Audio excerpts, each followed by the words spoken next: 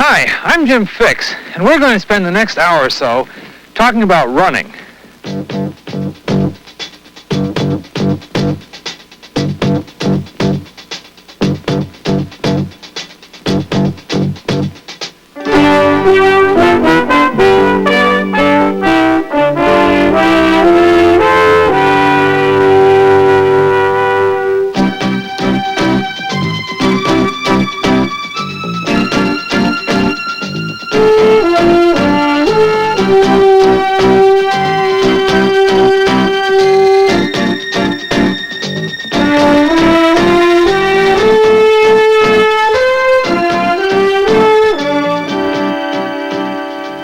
If you're anything like I was when I started running, I imagine you've got some questions about the sport.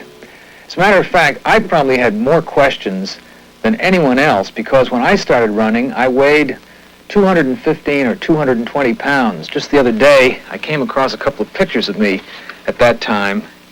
I can't believe what I looked like then.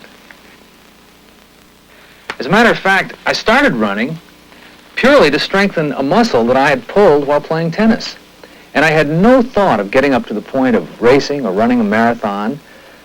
I started out running only a half mile or a mile a day, and to my astonishment, I found there were all sorts of side benefits I hadn't expected. I lost weight, I felt better. When I went to my doctor, he told me I was healthier than I'd been in years, healthier even than many people a decade or more younger than I. And so over the years, I've discovered, as I hope you will, if you haven't already, this extraordinary range of benefits of running. Well, this is a program that I hope you'll want to come back to. It's been designed specifically so that you can stop and look at individual portions of it. Some of the things we'll be talking about are how to get started, no matter what your present level of physical fitness. Even if you think that you can't run a step, this program will show you how you can get up to the point of running a 10-mile race if you want to. It'll tell you how to improve with some little tricks to take the pain and the strain out of it and to keep you from becoming unnecessarily injured. It will teach you about the physical benefits of running, such as the way your heart improves, the way your lungs improve, the way your blood chemistry improves, and lessens, among other things, the likelihood of your having a heart attack. It will tell you about some really quite extraordinary psychological benefits of running, many of which are only now beginning to be explored. And finally, it will tell you about the rudiments of racing with some little tricks that will put you a step, maybe even 2 steps ahead of your opponents.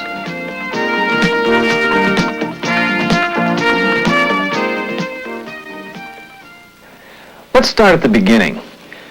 If you're not yet running, and if you're not very active at this point, it's very important, particularly if you're over 35 or so, to see a doctor first. Tell your doctor you plan to start running and ask him or her to give you a checkup. If you're under 35, there's a very simple test that you can perform on yourself. It only takes an hour. Go out and walk very briskly, striding along, swinging your arms for a full hour. If you don't feel any shortness of breath, dizziness, chest pains, anything of that sort, then it's probably quite safe to start running. Now, if you are already running, there are a number of things at the beginning that are quite important to know about.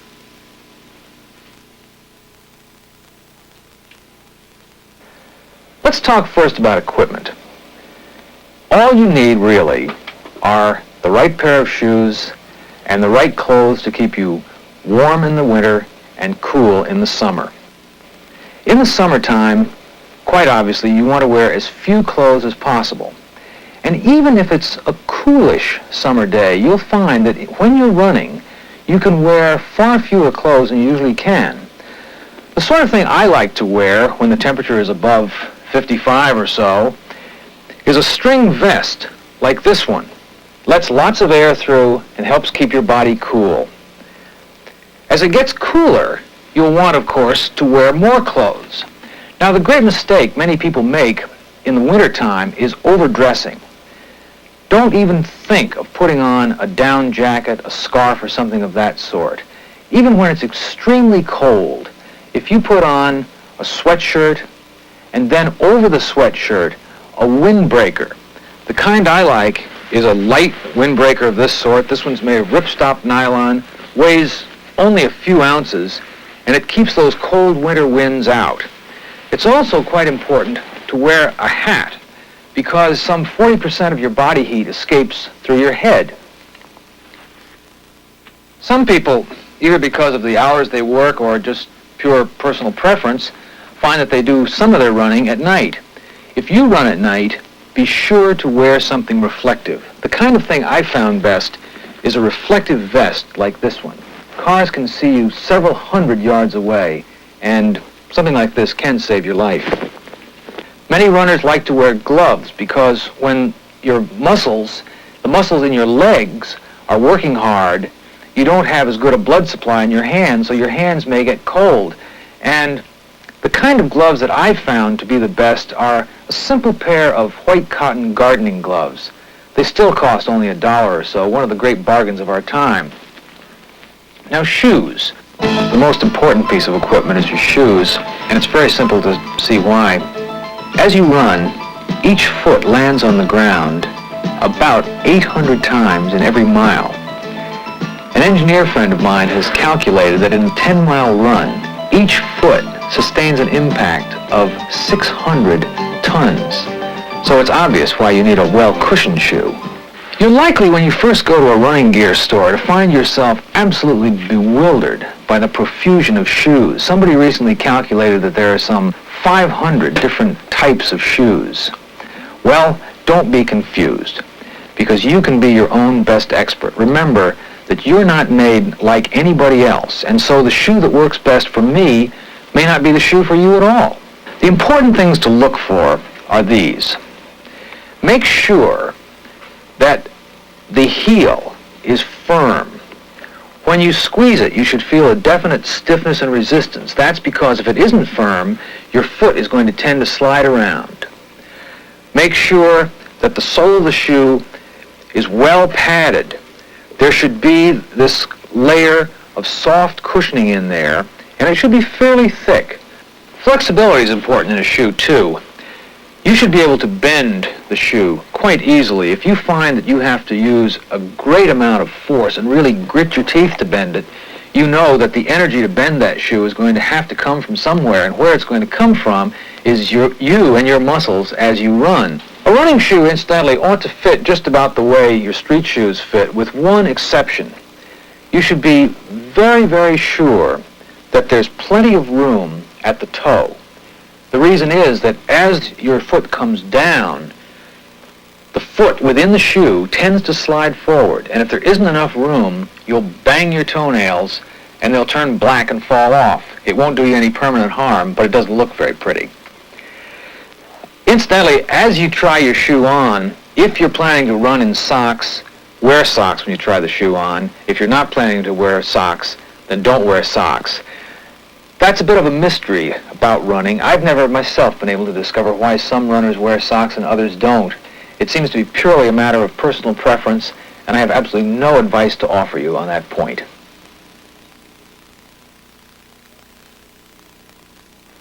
Before you run, it's important to do some warm-up exercises. There are two reasons for this. One is that when you're just sitting still, as I am now, your body simply isn't ready to start any vigorous exertions. And the other reason is that if your body is fluid and free-flowing, you'll be able to run that much more easily. Now, there are two types of exercises that are important. One consists of exercises for general flexibility. These can be yoga exercises, any sort of movement that simply gets you going. The other exercises that are important for runners are stretching exercises, particularly for the backs of your legs. And the reason is that as you run, the muscles in the backs of your legs, both the upper leg and the lower leg, tend to become shortened and stiff. And you can prevent this quite easily by doing these exercises before you run and after. Let me describe the kinds of exercises I'm talking about. The first, which you'll see runners everywhere are doing is simply to lean up against a tree, keeping your body straight, and inch your feet backward until you feel strain in the backs of your legs. The strain should not be excruciating, but you should feel a definite tension. This means that the muscle tissues are being stretched, and that's exactly what you're trying to achieve. Do that for about 10 seconds, relax, do it for another 10 seconds, do it 5 or 6 times, and that's all that's required. The second exercise is designed to stretch the muscles at the backs of the upper leg. And in this, you simply put your foot on some waist-high surface, such as a park bench, and lean forward until you feel tension in those muscles at the backs of the upper leg. Do that, hold that for 10 seconds or so, relax, and do it 5 or 6 times. Well, those are a couple of the kinds of exercises we're talking about. There are others that will achieve pretty much the same thing.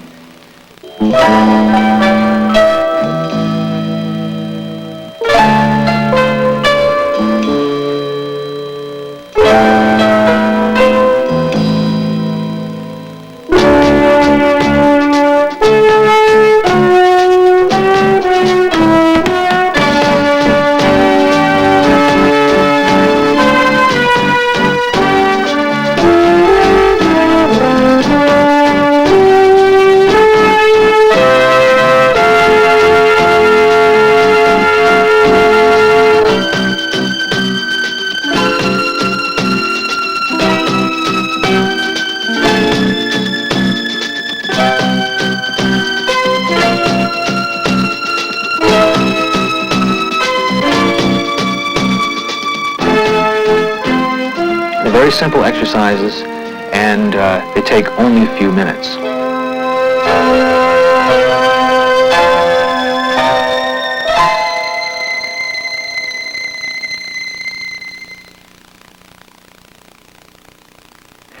Many people wonder before they run how fast they should run. Well, that's really quite simple.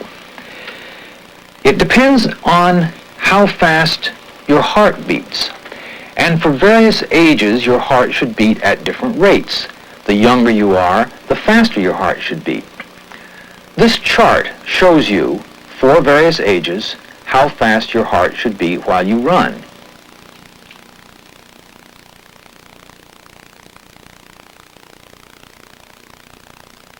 You can buy an instrument like this one that will tell you when you stop how fast your heart has been beating.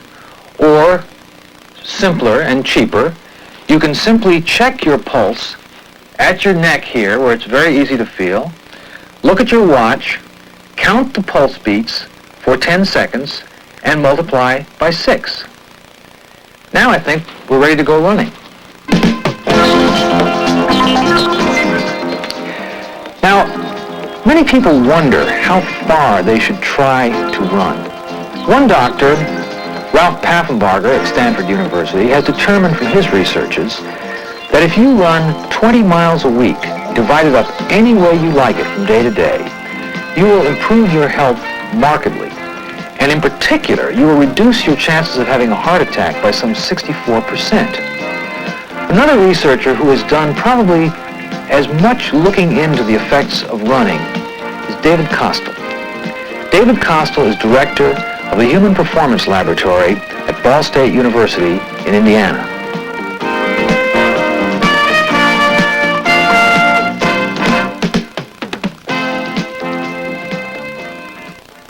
Well, I think we could begin by talking about what are some of the stresses on the body in terms of what sorts of systems of the body are most affected, and I think the ones that are most heavily stressed would be the circulatory system, that is the heart and the blood vessels that supply the oxygen to the exercising muscles. Of course, we have the stresses that are placed on the muscle and the fuel supplies that the muscle must demand in order to do its exercise. One of the major benefits that we see to the cardiovascular system is the ability of that system to tolerate sudden bursts of extra stress. Training causes the tissues to adapt, to make them stronger, more capable of tolerating stress, And so we look at the heart and the blood vessels and the total circulation as being markedly influenced by the exercise. That is, adapting and being capable of handling a sudden overload. The person who's training every day and doing 3 to 4 to 5 miles of exercise is burning up fuels that must be replenished, and they can only be replenished by consuming carbohydrates, that is, the sugars and the complex carbohydrates of starch and all the good things of life that are contained in our general diet, but for the exercising person are handled and managed a little differently. That is, instead of taking the carbohydrate in your diet and converting it to fat, the exercising individual will take the carbohydrate in and store it as carbohydrate so you don't produce more fat. And I know that one of the major reasons why people get into exercise programs is to improve their physical appearance. So you have to consider other factors that will allow you to reap the full benefits of your potential. That is, the importance of including carbohydrates in the diet so that your gas tank is totally full when you begin the activity. Have the least amount of body fluid loss as possible, or at least to try to replace the water that you're losing in your sweat. One way we can accomplish that is to try to drink a fluid that will be absorbed by the body and utilized to replace the sweat that you're losing. During any exercise bout, there's no sense in taking a drink if it's going to just remain in your stomach. Like most soft drinks, as a matter of fact, it really won't do you much good. You might as well have left it on the table. The important thing to consider is to take what your body needs most, and that's water.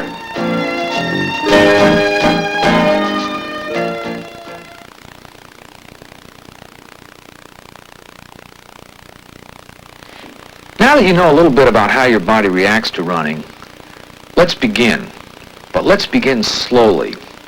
One of the most common beginner's errors is in trying to do too much too soon. It may be that you haven't run since you were in junior high school, and you say, I want to get in shape, so I'm going to get out there today and really push and get in shape in a hurry. So you go out and you run 3, 4, 5 miles, and the next morning you can't even crawl out of bed. Well, we don't want that to happen. So it's very important to start off in a sensible way. One of the best programs that's been devised for starting out and for getting to the point where you can run 2 continuous miles is a program that was invented by Dr. Bud Getchell, who directs a physical fitness program for adults. Dr. Getchell's program consists of 20 steps, and there's only one tricky part. That's finding the right step to begin with. After that, it's smooth sailing. What you ought to do is start out with step 1. If you find step 1 ridiculously easy, move on promptly to step 2 and go until you find a step that leaves you feeling that you've had a little exertion but that you're pleasantly exhilarated.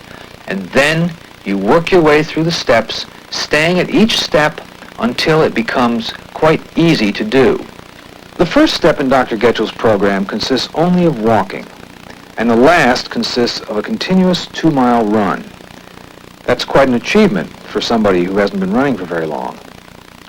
All the other steps in his program consist of running a specific number of yards with walking in between and a little bit of walking to cool down at the end. Incidentally, you shouldn't walk for more than half the time the preceding run took, and you should always walk briskly. You want to keep your heart rate elevated so that you continue to get the exercise benefits even when you're walking. Repeat each of these steps for at least 2 days. You may feel after doing a step for only 1 day that you're ready to move ahead, but don't. Stay there for 2 days. If you don't feel uncomfortably tired an hour after the second day's workout, go right on to the next step the following day.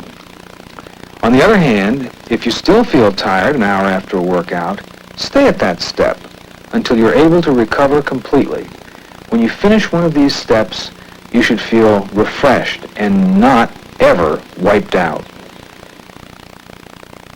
You have my guarantee that when you get to step 20, you'll be able to cover 2 continuous miles without any difficulty. One problem many beginners encounter is they try to move through steps like this too fast, and they eventually get stuck somewhere, and then they say, I've got to the point where I can run 1.25 miles or 1.5 miles, but I can't get any farther than that. Well, that won't happen with this program.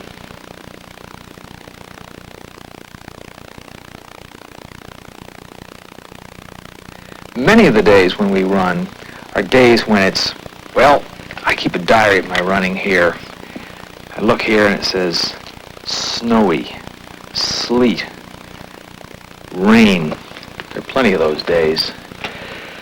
Now, there are very few days when you can't run if you really want to run. Snow and cold sometimes inhibit people. They feel they just don't want to get out in that. But the fact is that cold weather is a lot easier to run in than hot weather. About the only thing you want to be really careful of is ice. I never run on ice ever since I took a couple of spills 2 winters ago. It really hurt myself. When you're as old as I am, you fall a lot harder than you do when you're 6 years old. Some people worry about a condition that I've heard mentioned many, many times called burned lungs. Well, I have cheering news on the burned lungs question. There simply is no such thing. What you may feel when you run on a very cold day when the humidity is very low is a certain dryness in your throat. But doctors say it's of no consequence, nothing to worry about, nothing to keep you from getting out there and running.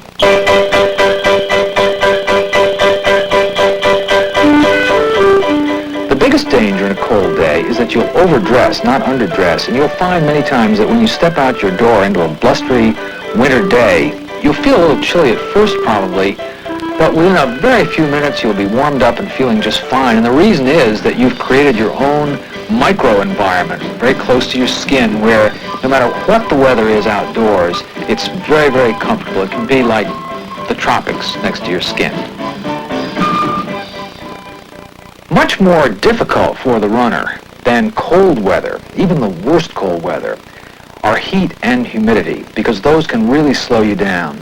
Many runners worry when they first run in hot, humid weather because they find that they don't feel like running as fast. Well, that's very natural. 2 or 3 years ago, in the Boston Marathon, the temperature was up very close to 100. All the competitors in the Boston Marathon are extremely experienced runners, and their times were slowed on an average of 1 minute a mile, which is a very, very great reduction.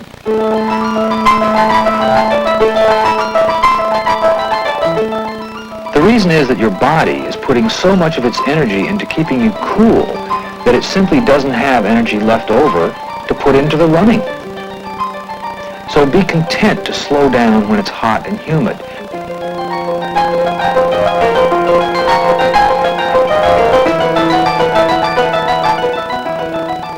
You can help yourself too by going out early in the morning before the sun has heated the air up, or late in the evening if that's more convenient for you.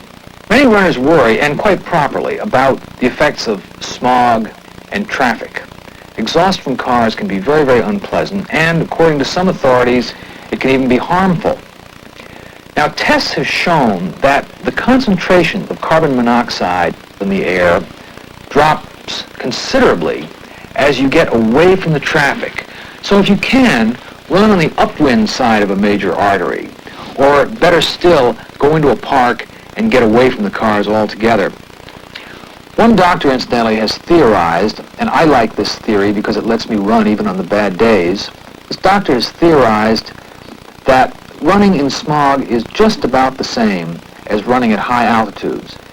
He says that there simply isn't as much oxygen for your body, so you'll have to slow down, but he argues that the smog isn't particularly harmful. Well, all the results aren't in, and nobody knows what the answer is, but we do know that if you can avoid the smog, it's probably a lot better for you. Many people, when they start running, and even after they've been running for a while, seem to head instinctively to a track. They go down to the local school. Almost every school has a 440-yard track, and they start running around and around and around, and to their surprise, they find that they're bored by it. Well, tracks, I think, are boring. And I'd suggest that you stay off tracks except for one purpose, and that is to run around the track once or twice and time yourself. If, for example, you find that it takes you, let's say, 2.5 minutes to go around the track once, then you know that you are running a mile in 10 minutes. So after that, you simply go out, run for 10 minutes, and you know you've covered a mile, or run for 20 minutes and you know you've covered 2 miles. Sure, you're going to be off by a couple of 100 yards, but it doesn't make that much difference. I think that the answer to the question where to run is run in places you'd like to be anyway. Go to a pleasant park where you'd enjoy taking a walk, or run around your neighborhood and wave at the neighbors. Do something that's fun. Be where you'd like to be. And for me, about the last place I'd like to be is a 440-yard track. Of course, if you like tracks, do all your running on a track. One thing runners worry about is boredom. My solution to boredom, as I mentioned a moment ago, is to try to run in pleasant places. Another solution is to try to occupy your mind with things that are interesting. I have a friend, a person of literary tastes, who over a period of several months spent running memorized all the poems of William Butler Yeats. Other people I know like to review various stages of their life, like to think about problems that approach them. Well, probably nobody has looked more profoundly into this question than a psychologist named Dr. Bill Morgan.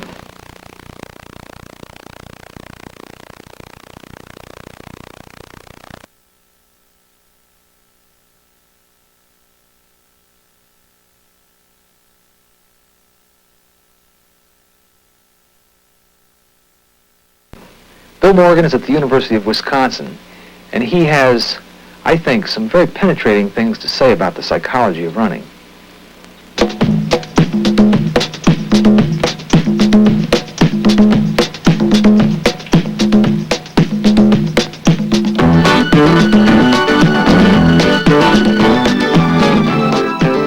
There, in our work anyway, have been major psychological benefits demonstrated.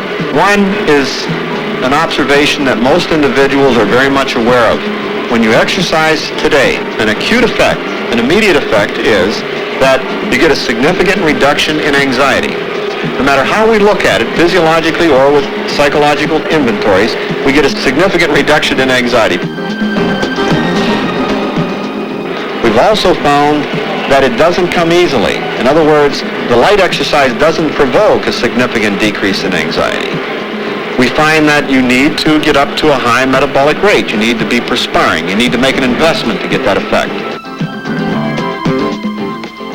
Smoking consumption either decreases or is eliminated. Drug use in general is reduced or eliminated.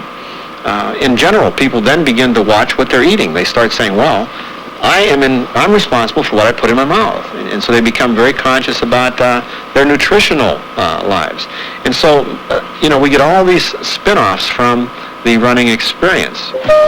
For me, it's just feeling so powerful that I can just go on forever, and it'll last maybe 5, 6, sometimes 10 miles. You feel like you're in an all-out sprint, and it's just a feeling of endless energy. And you wish somebody had a stopwatch on you. You really can't believe how strong you feel. When I run and I let my mind just sort of go, sometimes if I have a problem, I'll think about it and I'll just let it sort of run along with me. Sometimes I'll run out of it, sometimes I'll run into a solution for it. But most of the time when I run, I feel that my mind's sort of been swept out. The cobwebs are swept out. I also have had some very interesting experiences while running. I've had a serious scientific problem and I can't solve it. I don't know what we should do next. And frequently, as I get into those problems in my run and contemplate, I'll get a kind of closure. I'll sort of solve the problems. So I come back from the run not only refreshed physically and emotionally, but I have the answer to a problem that I was struggling with.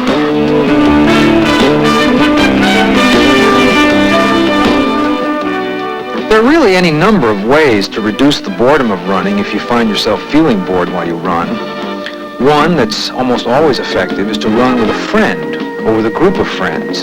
Some people make specific appointments to go out, say, on Saturday morning and run for half an hour or an hour with their neighbors. Another thing that helps in the boredom question is to have a specific goal. It doesn't matter what the goal is. It can be to cover a mile without stopping or 2 miles without stopping, or perhaps to prepare for a 10,000-meter race or a 10-mile race. I found that it's particularly helpful to change my route from time to time. If I go one place today, no matter how pretty it is and how pleasant it is, I'll almost invariably go someplace else tomorrow just to cut down on any possible boredom. Some runners play games of various kinds while they run. I know of one runner who tries to estimate how many steps it will take to reach, say, a tree way down the road there. One inventive runner with a musical bent told me that it would reduce boredom if I sang songs while I ran. So I went out, and while I was running, I sang a song. I'm sorry to tell you, it sounded just terrible.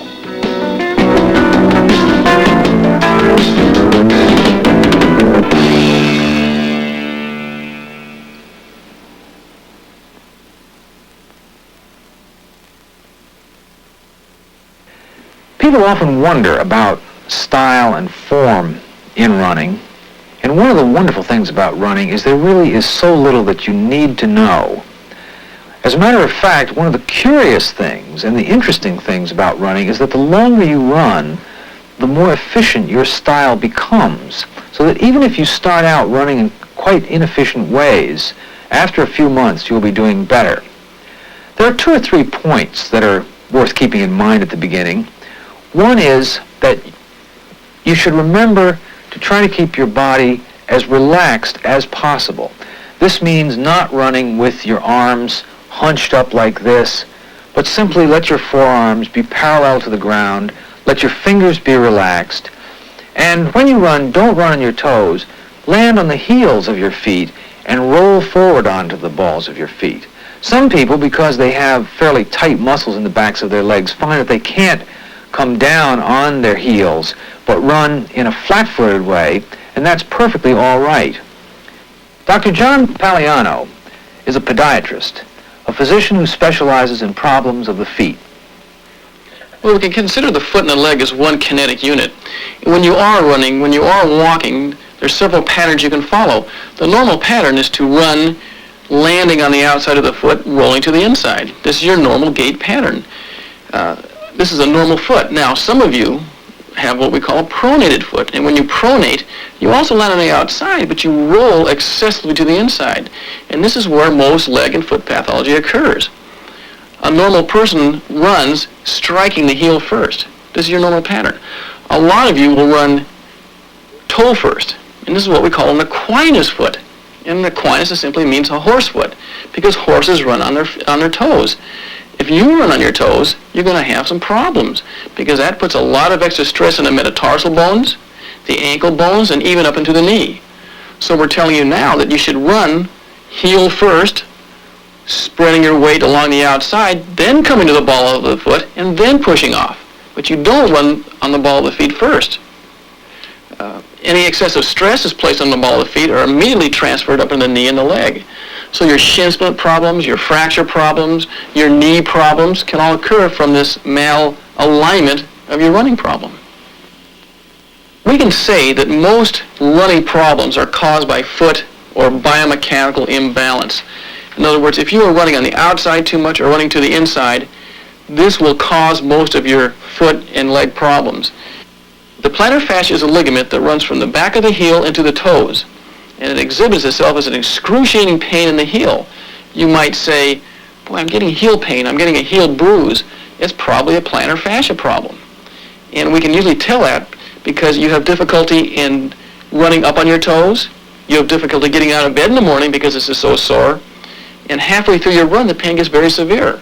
And this is one of the most common problems. 17% of all runners will suffer this sooner or later. The treatment of plantar fascia or any ligament problem in the foot is very simple. Number one, you have to wear a proper shoe. The shoe has to be well cushioned, and we advise that you wear a shoe that has at least 1/4 inch of cushioning underneath the heel. Number two, you cannot be running consistently on hard surfaces. You have to run on the grass, you have to run on asphalt. Cement is too hard, so we get you on a softer surface. In the more severe cases, we will tell you to rest, and most runners obviously will not rest. So our second procedure would be to use hydrotherapy, to use hot water soaks, to use aspirin. Aspirin is very safe. If none of this works, then you have to see your sports physician or your sports podiatrist. Our second most common injury is what we call Achilles tendonitis, and we have to remember that the Achilles tendon is not a true tendon, it's a mesotendon. It's the only tendon in the body such as this. It is the largest tendon in the body and the strongest. The Achilles tendon itself starts up in the lower knee region, runs down the back of your leg, and attaches at what we call the calcaneus or the heel bone. And this is that long, slender tendon you see in the back of your leg. And when you've run too much, you've gone too far, you've suffered from an overuse syndrome, you will strain that tendon. And it's called Achilles tendonitis.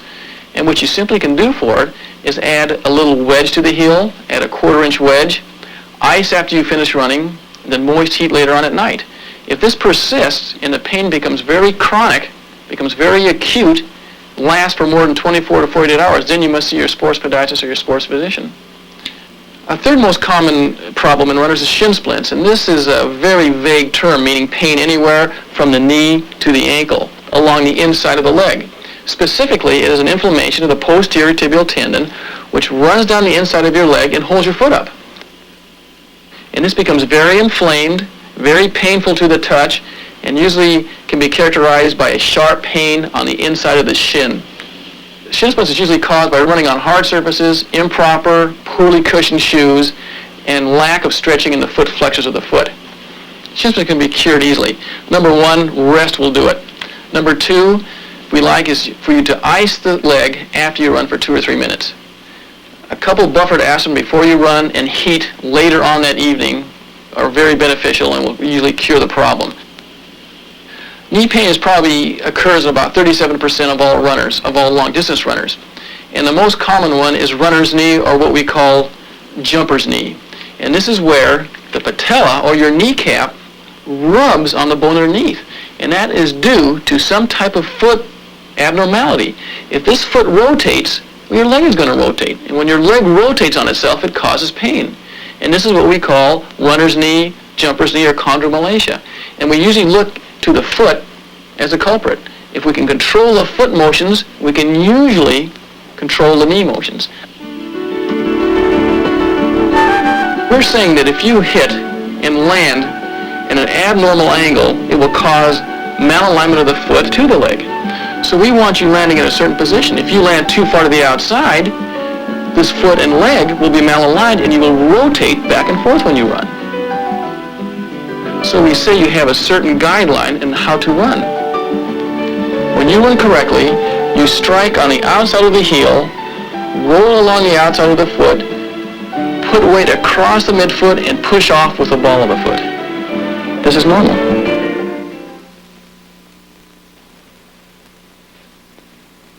Hills.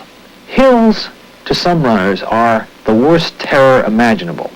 Well, they need not be. If you remember that when you come to a hill, no matter who you are, no matter how good you are, you're going to have to slow down. Watch Bill Rogers, who can run a marathon as fast as just about anybody alive now. When he comes to a hill, he slows down. Of course, you and I are going to slow down a bit more than he does. But remember that what counts is the amount of exertion that you're putting into your running. So as you approach a hill, pay attention to how hard you're breathing. Pay attention to how your legs feel, and then as you go up the hill, slow down just enough to keep yourself feeling the same. And you'll get the same benefit out of your running, even though you're not going nearly as fast as you were on the flat. Now for running downhill, this has a technique of its own. Many people find that instinctively, as they run downhill, they want to lean backward to prevent their going downhill fast. Well, What works best and what's most efficient is to do precisely the opposite. That is, lean slightly forward and continue running with the same effort you were running when you were on flat ground.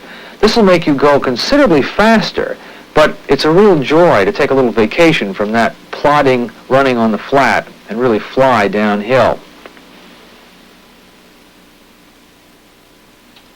We've said that regular running is important. Just why is it important? Well, just as the body improves with exercise, so its condition declines if you don't exercise.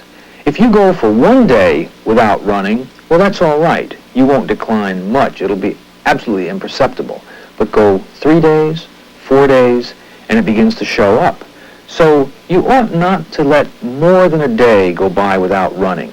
Many people find that it's most convenient if they run 4 days a week. In other words, every other day. I'm, I guess, a little more compulsive, and I just like to run every day, and I think many runners do. A lot of people ask whether it's more important to run a certain distance or to run at a certain speed. Particularly at the beginning, distance and the time you spend running is more important than the speed. You ought not, in fact, to think about speed at all. Simply don't push yourself. Once you get to the point where you're running 2 continuous miles every day, or just about every day, you're really capable of quite a bit of running, because a very reliable rule of thumb says that you can run about 3 times your daily distance at any one time. So if you're running 2 miles a day, you can probably go out on any given occasion and run 5 miles or even 6 miles without too much trouble. You'll get tired, but you'll be able to do it. So you may at this point begin to think about how to improve. You may want to get quite a bit better. You may even have somewhere flickering in the back of your mind the notion that sooner or later you want to run a 5-mile race or a 6-mile race, or even, if you're a glutton for punishment, a marathon, which of course is 26 miles. Well, how do you improve beyond this 2-mile point? First of all, you're going to have to start doing more running. You're going to have to put in more miles. There's no escaping it. There's no necessity for putting in those more miles, but if you want to improve, that's what you've got to do. So instead of going out and running 2 miles a day, perhaps you'll want to run 2 miles today and 3 miles tomorrow, 2 miles the following day, 4 miles the next day, and so forth, so that little by little you increase the overall amount of running you're doing. Now, as you run farther, you may find that from time to time you'll get tired, or you want to have a drink of water. So you ask yourself, is it okay to stop, or am I putting the whole thing right down the drain by stopping? It's perfectly all right to stop. You don't lose anything by stopping. Add up your mileage just as you would if you didn't stop. You can even run 2 miles in the morning and 2 miles in the evening if you want to. What counts is total distance, not consecutive distance. Now, if you want to improve, you're also going to have to run faster. Now, running faster doesn't mean running faster all the time. It means running faster only part of the time. And most experts who have looked deeply into this question recommend doing fast running only about 5% of the time, even if you're in extremely serious training. How fast is fast? Fast simply means getting to the point where you're breathing hard, where your muscles are experiencing a certain amount of discomfort, not excruciating discomfort, but where you know that you're doing some hard work.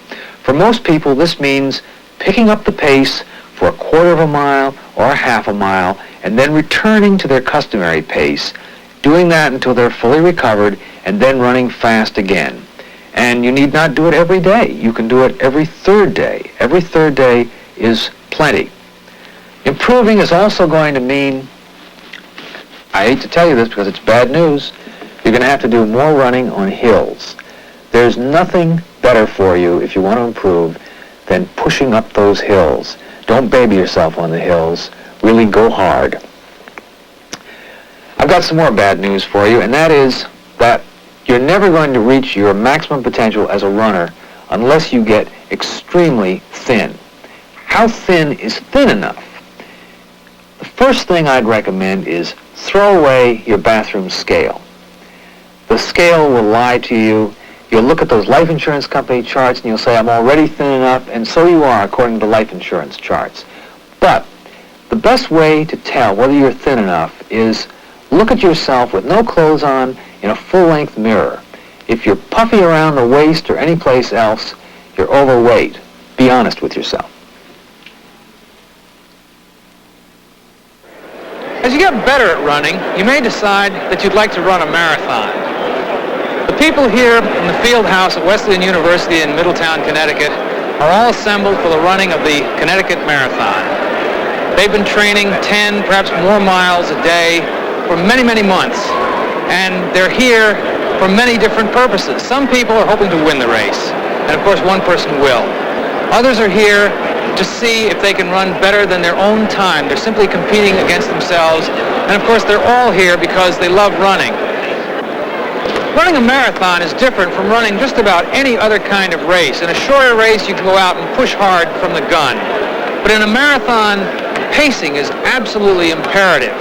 The most efficient way, physiologically, to run a marathon is at an absolutely even pace with perhaps a slightly fast finish. So you'll see people starting a marathon running very easily, almost lazily at the beginning. Training for a marathon is different too. Because it's a long race, you've got to take at least one long run a week. You'll find people running 20, maybe 22 miles on a Saturday or Sunday. And interestingly enough, to run this 26.2 mile race, you don't need to train at 26.2 miles. 20 miles or 22 are plenty. You run the first 20 miles on your training, and the last 6, if you run them at all, on pure guts.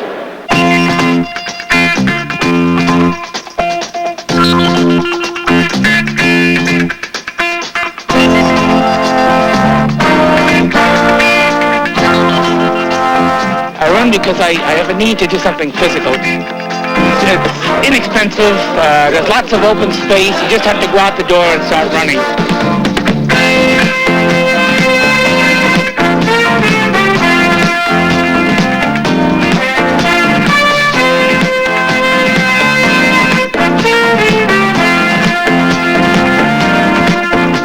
It's a social kind of thing. It's the group feeling, the feeling of camaraderie, the warmth and support that everybody gives along the way. And I find that this is my crowd of people. They're healthy, they're active, and they're challenged by things that are difficult. And I like that feeling.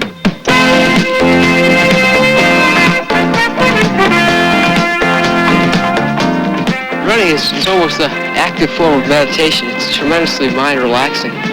And because of that, it's an excellent release to a day full of hard activity. And rather than competing against another person, it's like just you and yourself out there. Nobody can help you. It's just fighting against yourself, trying to make it all the time.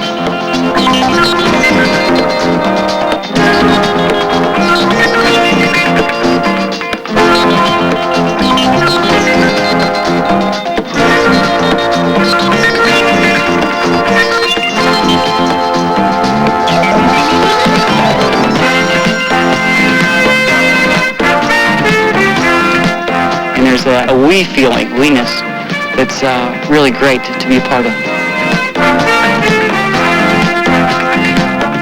You know, while you're running the marathon, you say, this is absolutely my last one, I promise, but as soon as it's over, you're ready for the next one. The satisfaction of finishing. There's nothing I've ever felt so good about. It just elates you. You just feel so good about yourself. Everything goes well after that. In the race itself, there's some tricks you can use. Perfectly legal, perfectly sportsmanlike. If, for example, it's windy, try to run in the lee of another runner. You can cut your energy costs by, up to 7% by getting out of the direct force of the wind and staying behind another runner. If, of course, the wind is from behind, then try to get out in the open and let the wind blow you along. Another little trick is when you're rounding a corner where you can't be seen, if you take a few quick steps as soon as you've turned the corner, it's very, very discouraging to your opponents when they turn the corner and see how far ahead of them you are.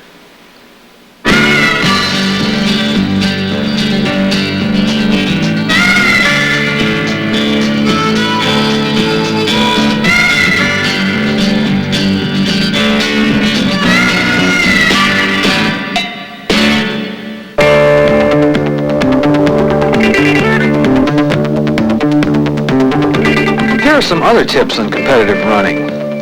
First, be absolutely sure you want to run a race. If you're not highly motivated, you may get out there and find 2/3 of the way through the race that you simply don't know why you're there. One Sunday morning I woke up, it was a beautiful day. I knew there was a marathon 20 miles from where I live, so I said, why not run the marathon? I went up, I started running, and I had a fine time until about 15 miles, and all of a sudden I said, what am I doing here? Try not to let that happen to you. In order to be able to run well from the beginning of a race, it's important to take a good warm-up, get your body ready to go, do stretching exercises, do a little bit of running, and a little bit of fast running to get your heart rate up to where it will be in the race. Then, when the gun sounds, you're ready to go, and you don't have to do your warming up in the race. In the beginning of a race, it's important not to be drawn into running with other people. The problem is that if you run with someone else, you're almost invariably running slightly too fast or slightly too slow for maximum efficiency. So run your own pace. Late in a race, though, you can sometimes take advantage of another runner by running with him and letting him, in effect, pull you along a little bit faster than you would otherwise be able to go. These days, races are more and more crowded, and particularly at the start, you're likely to find enormous crowds. So, to avoid those crowds, get over to the side of the road. Somehow people congregate in the middle of the road, and it's much more crowded there. You can perhaps save yourself a few steps and go a little bit faster at the beginning by staying out of the heart of the crowd. Pacing. Pacing's always a difficult problem. You never know exactly how fast you should run. One thing that helps is to think of the race in thirds. During the first third of the race, no matter what the distance, you should run almost lazily, not pushing yourself hard. During the middle third of the race, try running a little bit harder with a moderate effort. And then, in the last third of the race, plan to do it on sheer guts, hurting as much as you can make yourself hurt.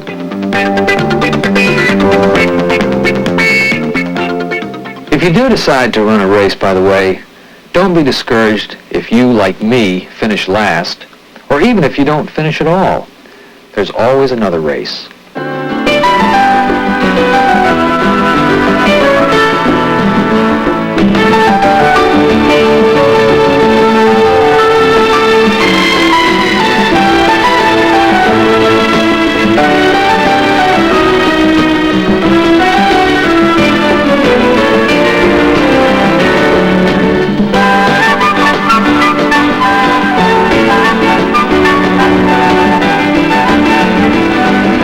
Run for a lot of different reasons. Some people run for their health. Some people run because they're trying to be Olympic athletes.